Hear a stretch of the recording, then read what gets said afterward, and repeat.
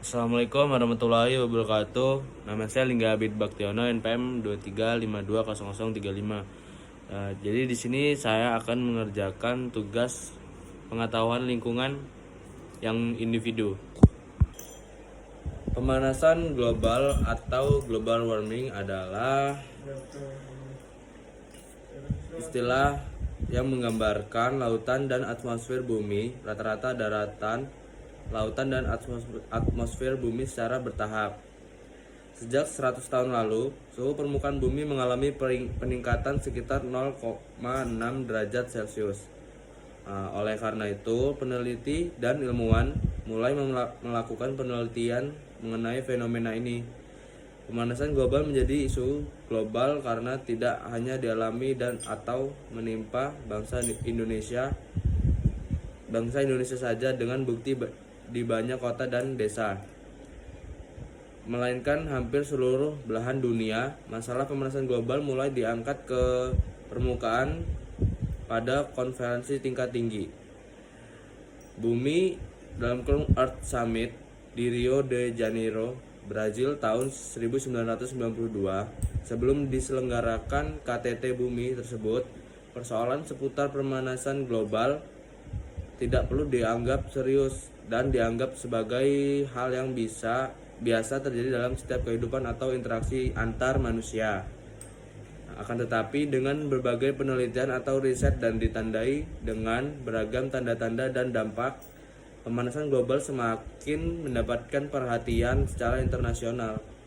KTT tentang bumi yang diselenggarakan di kota Kyoto, Jepang tahun 1997 semakin mematenkan dunia bahwa pemanasan global merupakan musuh utama umat manusia yang mendiami bumi, sehingga diperlukan upaya untuk mengatasi secara menyeluruh, terpadu dan berkelanjutan. Begitu juga di KTT G20 yang diadakan di Roma, Italia tahun 2021. Para petinggi negara anggota G20 termasuk Presiden Joko Widodo sepakat untuk mengurangi pemanasan global hingga 1,5 derajat Celcius. Jokowi mengatakan pemerintah Indonesia telah berupaya untuk mengurangi emisi karbon di mana deforestasi dapat ditekan hingga titik terendah dalam 20 tahun ini.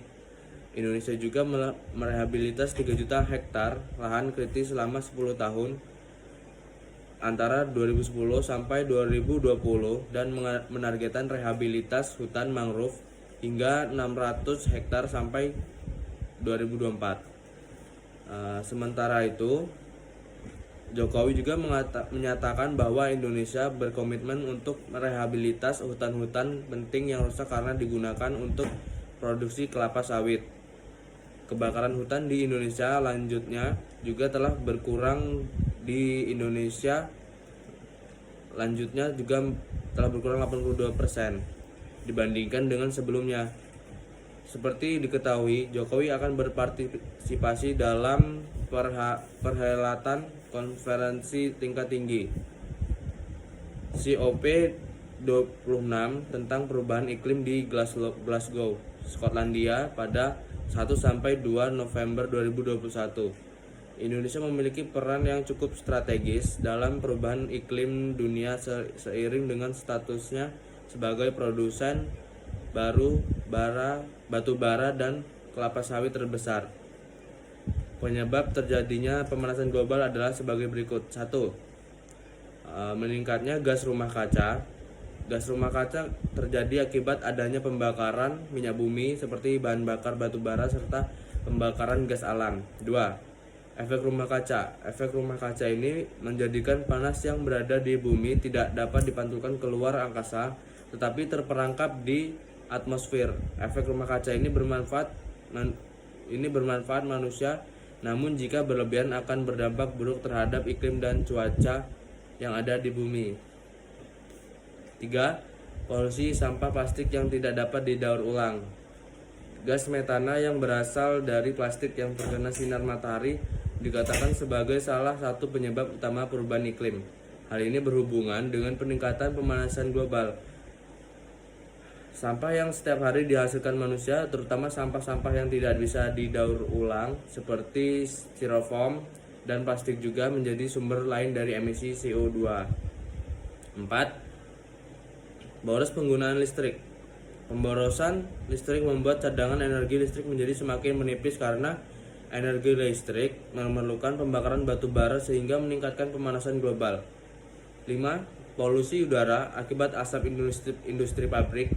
Industri pabrik menyebabkan banyaknya asap yang dihasilkan dan dapat mengakibatkan polusi udara yang akan membuat lingkungan tercemar dan terjadinya pemanasan global. 6.